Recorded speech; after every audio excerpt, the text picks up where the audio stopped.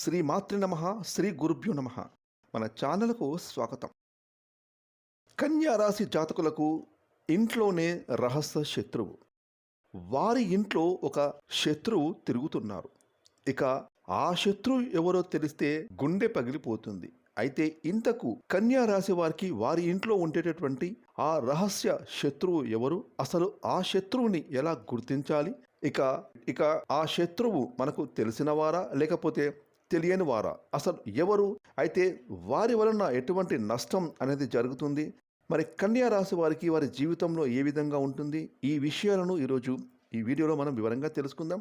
కాబట్టి ఈ వీడియోని ఎక్కడ స్కిప్ చేయకుండా చివరి వరకు చూడండి. అప్పుడే మేము మీకు ఏం చెప్తున్నామో పూర్తిగా అర్థమవుతుంది.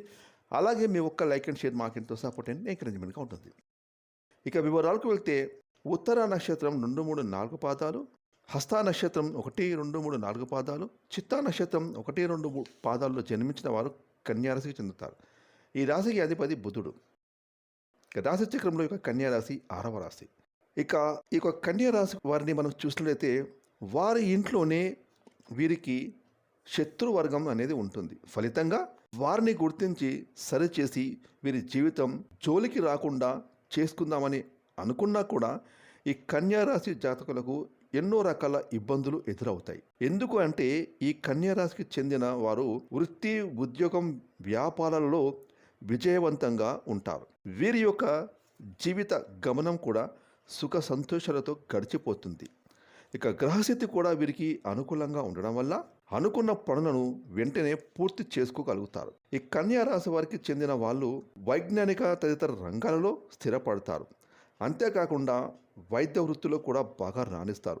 మొత్తం మీద వైజ్ఞానిక రంగంలో తమకంటూ ఒక ప్రత్యేకమైన స్థానాన్ని సంపాదించుకొని అందరి దృష్టిని ఆకర్షించగలుగుతారు. అదేవిధంగా సాంకేతిక రంగంలో ప్రవేశించినా కూడా వీరు విజయాన్ని సాధిస్తారు. ఇక ఈ కన్యారాశికి చెందిన వారు ఎక్కువగా ఫోటోగ్రఫీని, కథలను చదవడానికి, ఇటువంటి విషయాల మీద ఎక్కువ ఆసక్తిని కలిగి ఉంటారు. ఒక రకంగా వీరు సాహిత్య ప్రియులు అని చెప్పవచ్చు. ఇక కన్యారాశి వారికి నవగ్రహాలు లాభ నష్టాలను కలిగిస్తాయి. అయినా ఎటువంటి కష్ట నష్టాలు ఎదురు కావు.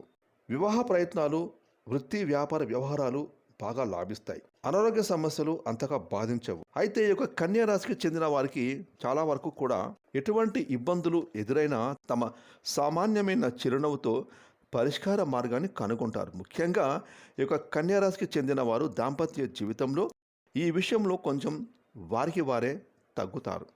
దీని కారణంగా వీరి వైవాహిక జీవితం అనేది సాఫీగా సాగుతుంది. ఇక స్త్రీల విషయానికి వస్తే వైవాహిక జీవితం 10 కాలాల పాటుగా బాగుండాలని కోరుకుంటారు. పూజలు ఎక్కువగా ఆచరిస్తారు. భార్యాభర్తలు పరస్పరం ప్రేమానురాగాలతో గౌరవించుకుంటూ ఉంటారు. ఫలితంగా వీరి యొక్క కుటుంబంలో చిన్న చిన్న మనస్పర్ధలకు తావు అనేదే ఉండదు. ఇక వివాహం కావలసిన వారి విషయానికి వస్తే ఆధునిక భావాలను అంగీకరించని కారణంగా కొంచెం ఆలస్యమైన వివాహం తరువాత సుఖ శాంతులతో జీవితాన్ని కొనసాగిస్తారు.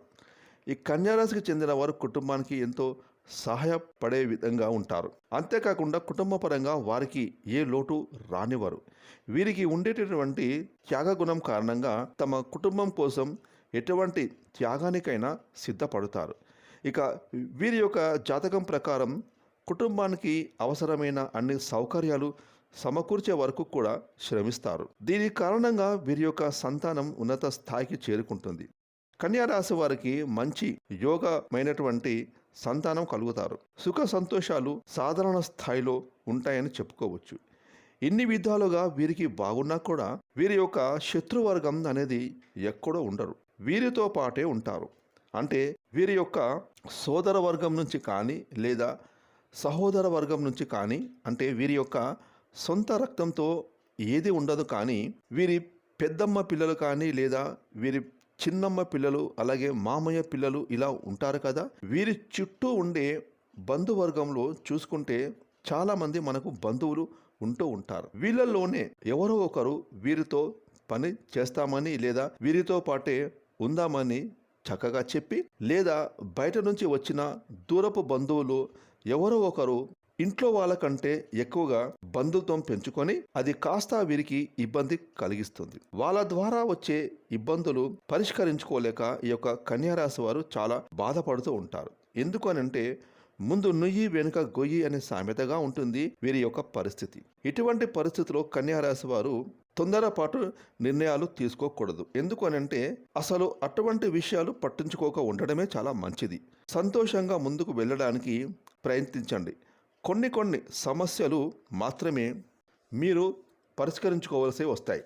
వాటిని మాత్రమే మీరు పరిష్కరించుకోండి. అయితే శత్రువులుగా ఉన్నటువంటి వారు ఎవరైతే ఉన్నారో, మీతో ఉంటూనే మిమ్మల్ని ఇబ్బంది పెట్టేవారు ఎవరైతే ఉన్నారో వారు ఎవరో అన్న విషయం మీరు తెలుసుకున్న మరుక్షణం ఖచ్చితంగా మీరు వారి విషయంలో జాగ్రత్త పడండి. వారిని అవాయిడ్ చేయడానికి ప్రయత్నించండి. అయితే ఈ యొక్క కన్యా రాశి వారికి చెప్పదగినటువంటి కొన్ని పరిహారాలు ఉన్నాయి. అవి ఏమిటి అంటే ఆదివారం రోజున అష్టమి తిథిలో కాలభైరవ ఆలయాన్ని సందర్శించి కాలభైరవ స్వామికి విశేషంగా పూజలు చేసుకోవడం ఎంతో మంచిది.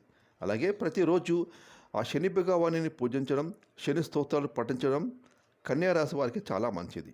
పేదవాళ్లకు వీలైతే అన్నదానం చేయండి. అలా చేయడం వల్ల మీకు ఉన్నటువంటి ఆర్థిక ఇబ్బందులను కూడా తొలగిపోతాయి. అదేవిధంగా ప్రతి బుధవారం రోజున వినాయకుడి మంత్రాలు స్తోత్రాలు పఠించండి.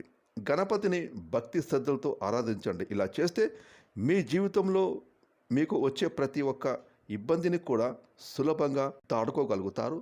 మీ జీవితంలో ఉన్నత స్థాయికి చేరుకుంటారు. ఫ్రెండ్స్, ఈ వీడియోని లైక్ చేయండి, షేర్ చేయండి. అలాగే ఇప్పటివరకు మీరు కనుక మన ఛానల్ని సబ్స్క్రైబ్ చేసుకోకపోతే ఇప్పుడే సబ్స్క్రైబ్ చేసుకొని ప్రక్కన వచ్చిన ఆల్ అనే బెల్ ఐకాన్ని యాక్టివేట్ చేసుకున్నట్లయితే మేము చేసే మరిన్ని ఇలాంటి లేటెస్ట్ వీడియోలు ముందుగానే మీకు నోటిఫికేషన్ వస్తాయి. Thanks for watching.